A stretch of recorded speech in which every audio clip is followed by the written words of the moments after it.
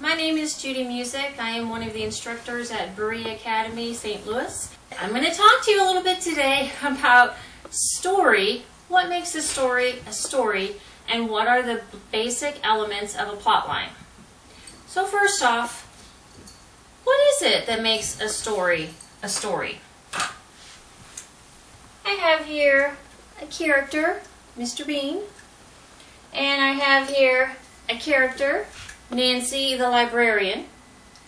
Let me go ahead and tell you some things about them. Mr. Bean walks into a store and sees Mrs. Librarian here buying peanuts. Mr. Bean thinks, I like the librarian. And so he goes over to the librarian and says, "Hey lady, do you have any books for me?" Nancy the librarian, who was recently divorced and so is totally available, turns to Mr. Bean and says, "Hey, Mr. Bean, I like your style." Mr. Bean says, "Will you marry me?" Nancy the librarian says, "Of course I will." And they kiss, get married, live happily ever after. Did I just tell you a story? Think about it for a minute. What is it that makes a story a story? We had characters, Mr. Bean and Nancy the librarian. We had activity. They had a conversation. He proposed, she accepted, they got married. There's something missing though.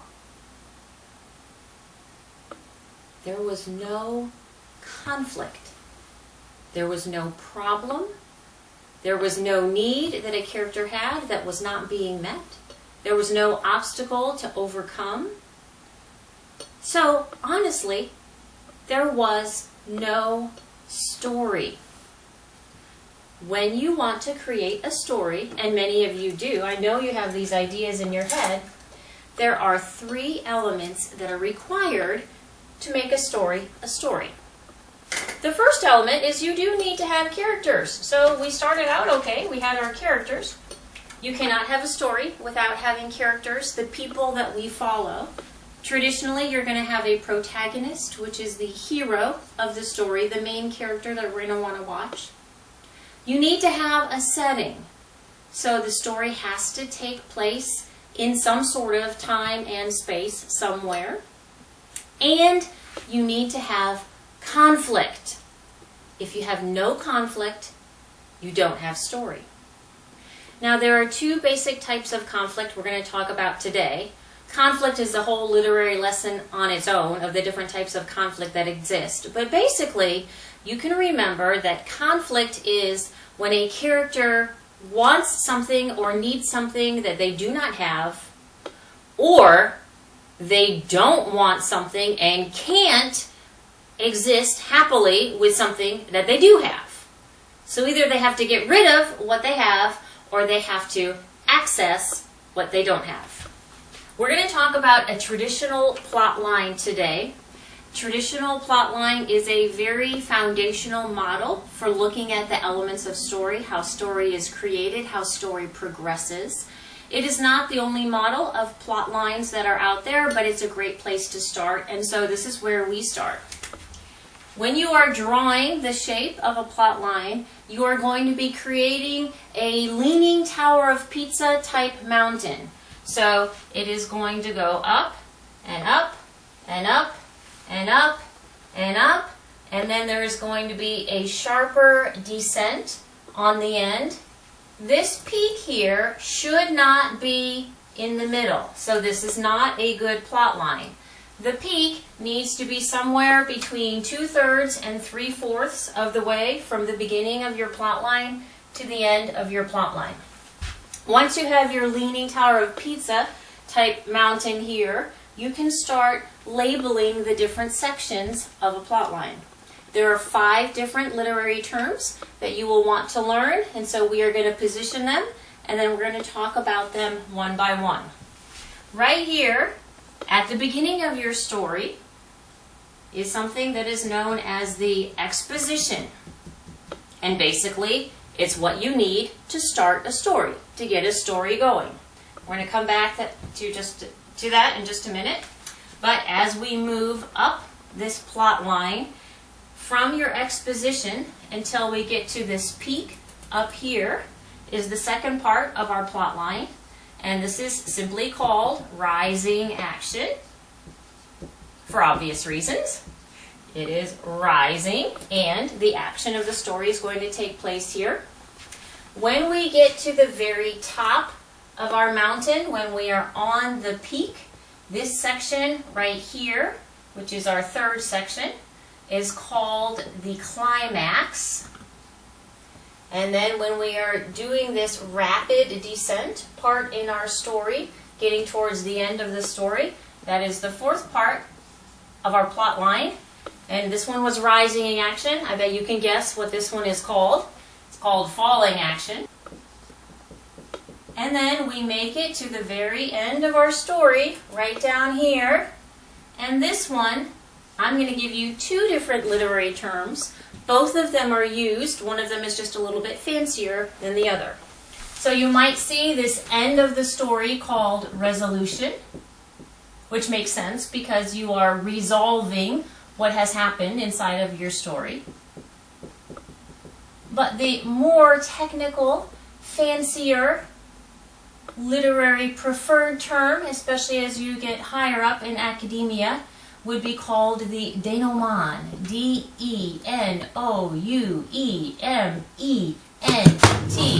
The denouement is the French word that means the unraveling of all of the pieces, and it is the finish.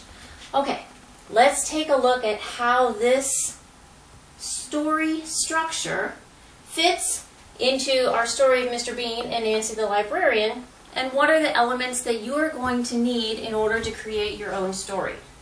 So over here with our exposition, the beginning of the story, there are three elements that must exist to get your story started. You need characters. Now you don't need all of the characters that are going to be present in your story.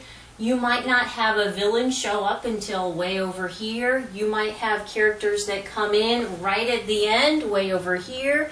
You don't need all of your characters, but what we do need is that major character that we are going to be following throughout the course and seeing what happens to them. So in particular, we are looking for our protagonist. We don't need to know everything about the protagonist in our exposition. We don't need to know their whole life story.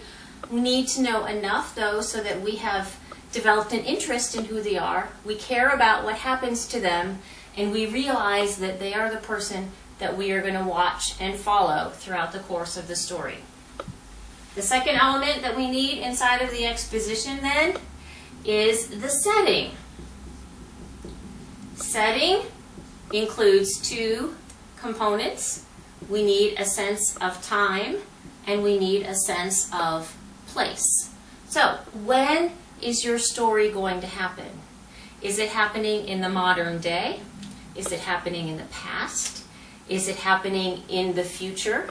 Is it happening in an alternate reality future? We have to have an idea of what is the time period for this, because that will impact a lot of other decisions that you make. That will impact a lot of the descriptive details you choose to include inside of your story. And the meaning of your story really takes on a different flavor if you are using different time periods. So a love story that happened in the 1600s is going to have a very different feel to it than a love story that might happen in the 2000s or in the 3000s. Place is where. Now when you are thinking of the setting, the where for your story, don't limit yourself. You can choose a real place that actually exists. So you can set your story in Belgium. You can set your story in Africa. You can set your story in America. You can set your story under the ocean. And if you are so inclined, you can create a place using your own imagination. A lot of sci-fi and fantasy literature does not use real places, but is using a place that is the product of the author's ideas. So once we have a sense of who are the characters, in particular, that protagonist that we want to follow, and we have a sense of the time and place where this story is taking place, so the reader, in their mind, can start to visualize the environment, which is really important, because if the reader cannot use their imagination to watch your story in their head like a movie, they're not going to engage with it. The third element that we need then in our exposition is what I call the seeds of conflict. So it doesn't mean you have to have conflict right at the beginning here, but you have to have the potential for conflict, and it's going to be something that very soon in the story is going to grow into actual conflict. So going back to our story of Mr. Bean and Nancy the librarian. Mr. Bean is lonely. That is a seed of conflict. It means he has a desire or a need, companionship, that he does not currently have. So we know that he is on the lookout for somebody to share life with. In the story that wasn't a story that I talked about before, I introduced this person as Mrs. Nancy the librarian. If Mr. Bean is interested in a married woman, that is a seed of conflict, because of course we know that married women are married and single men should not be trying to have romantic relationships with married women. So neither of those examples are actual conflict, but they are the potential for conflict. They are like the soil where conflict could grow. So if you have that little seed in the soil, that's what we need here inside of our exposition. Now, Nancy cannot stand up. This idea of rising action, in the way that we draw the plot line, looks like it is a steady incline going all the way up towards the climax. In reality, however, the pathway on the plot line here is going to have several peaks and valleys. So it's going to be more like up and then maybe a down and then up and maybe a big down. And it's going to have a general, maybe a bigger up, something like that. It's going to have a general trajectory which is heading towards going higher, but it's not going to be consistently higher, higher, higher, higher, higher, higher, higher till we get there. What does this idea of altitude mean on the plot line? The higher we go from our ground zero of our exposition, the more tension exists in the story. So in the beginning here, when Mr. Bean was by himself and Nancy was shopping, there wasn't a lot of tension. It was pretty calm. When Mr. Bean eyes Nancy the librarian and he starts to feel that longing on a deeper level for someone to share life with, there's a little more tension. When he makes contact and he says hello, there's a little more tension. Now maybe, let's go ahead and try to alter this idea that we started out with. Let's say Mr. Bean has an evil identical twin. Mr. Mungbean. And while Mr. Bean is talking to Nancy the librarian, Mr. Mungbean, the evil twin, who is spying on his brother Mr. Bean through his cellular device, walks in. And when Mr. Bean goes to his car to go get something, I don't know what he needs out of his car, evil twin Mr. Mungbean pretends to be Mr. Bean, and he goes up to Nancy the librarian and he says, hey, let's go to Philadelphia steakhouse for dinner. I'll pick you up at 4 o'clock. And she thinks it's Mr. Bean. Well, now we have the potential of confusion because this Mung Bean has set a date for 4 o'clock. This Mr. Bean is coming back in and he wants to set a date for 5 o'clock. Will he be able to set the date? Will Nancy understand that there are two Mr. Beans? Will she fall in love with Mr. Mung instead of Mr. Bean?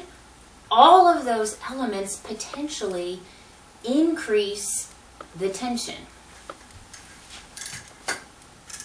Maybe she goes to the 4 o'clock date with Mr. Mung Bean, and then he confesses that he's really not Mr. Bean. And then it's 5 o'clock, and she needs to decide if she's going to go eat dinner again with Mr. Bean, or if she's going to go home, what she's going to do. When a character has to make decisions, and it's like, I could go this way, I could go this way, I could do this, I could do this, that back and forth of trying to make a decision is conflict. Let's say that Mr. Bean and Mr. Mung Bean decide that they both have fallen in love with Nancy and they're going to fight it out. I want Nancy. No, I want Nancy. No, I want Nancy. And so here's my Nancy, Mr. Bean, Mr. Mung Bean, Mr. Bean, Mr. Mung Bean. If they are pulling her different directions, that is also conflict. So in our story here, we want action and dialogue to move us from a place of less tension to a place of greater tension. And when we are going up and down on this trajectory towards our climax, at some point in the story, we are going to reach a showdown. Something is going to have to go one direction or the other direction. The tension is so great, the stakes are so high that there's no way you could go any higher. When we have reached that point, we are here at this climax. I like to call it the hinge of the story, because what happens in this scene is going to determine everything that happens afterwards. So let's say that Nancy decided to have dinner with Mr. Mung Bean at 4. She figured out that it wasn't Mr. Bean. She went ahead and had dinner with Mr. Bean at 5. And so now both of them are vying for her attention, and she's gaining weight because she's eating out at restaurants like all the time. And this one promises her a yacht, and this one promises her quiet reading on Saturday mornings in the rain. And this one tries to talk bad about his brother, and then this one doesn't say bad things at all about his brother and just tries to woo her by writing her poetry. And she is going back and forth between the two and back and forth between the two. And finally, they both say, it is time. We are going to propose. So they are at the Arch in St. Louis. And Nancy has gone down to try to clear her thoughts, to try to understand her heart, to see what it is that she really thinks and feels.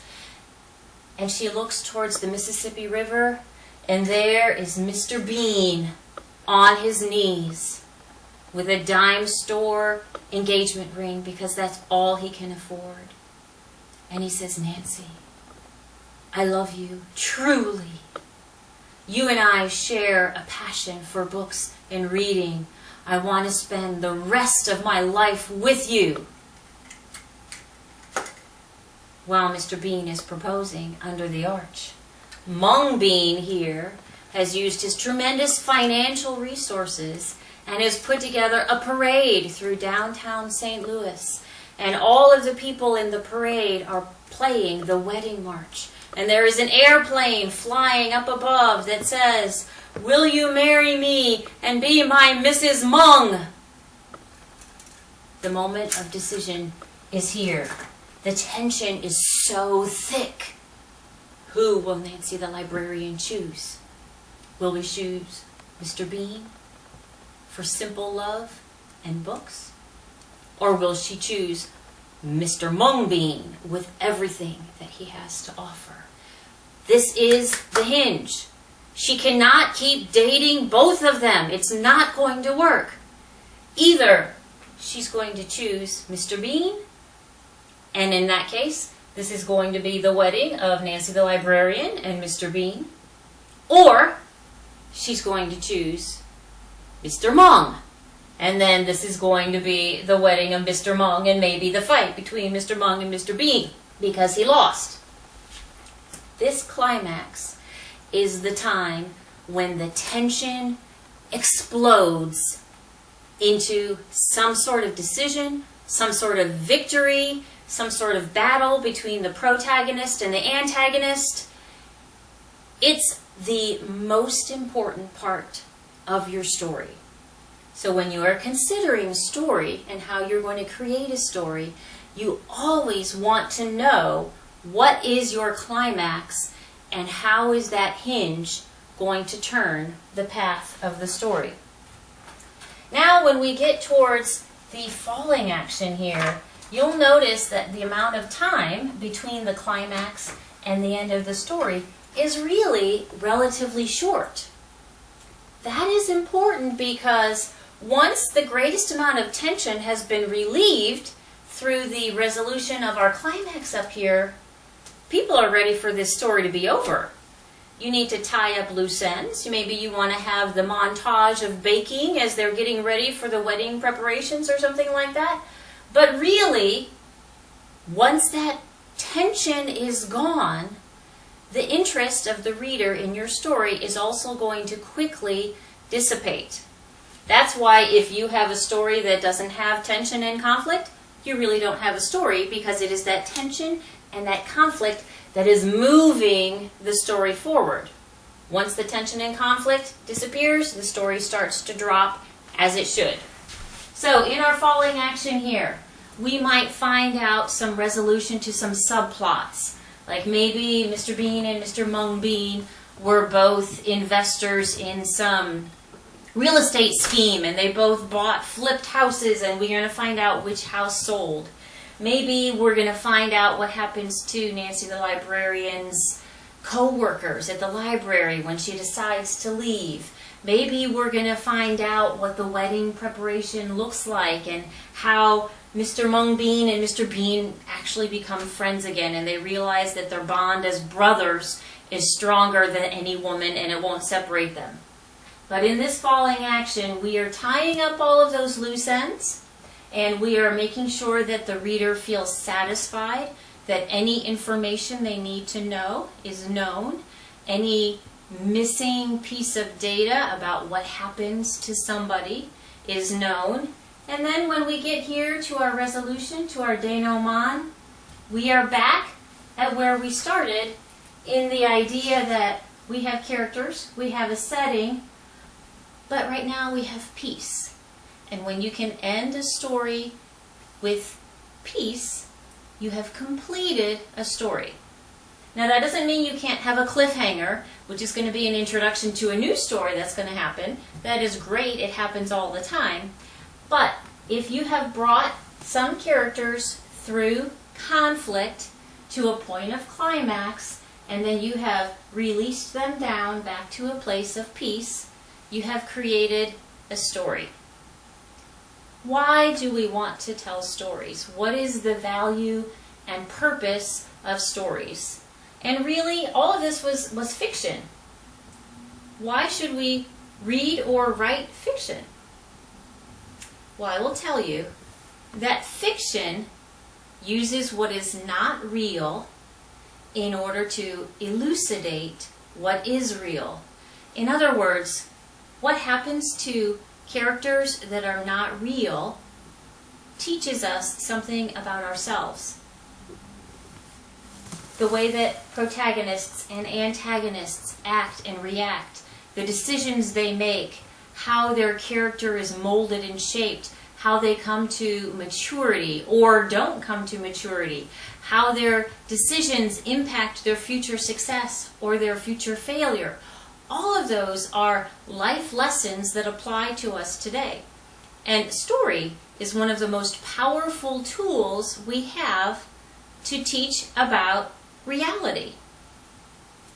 I hope that this lesson was informative for you.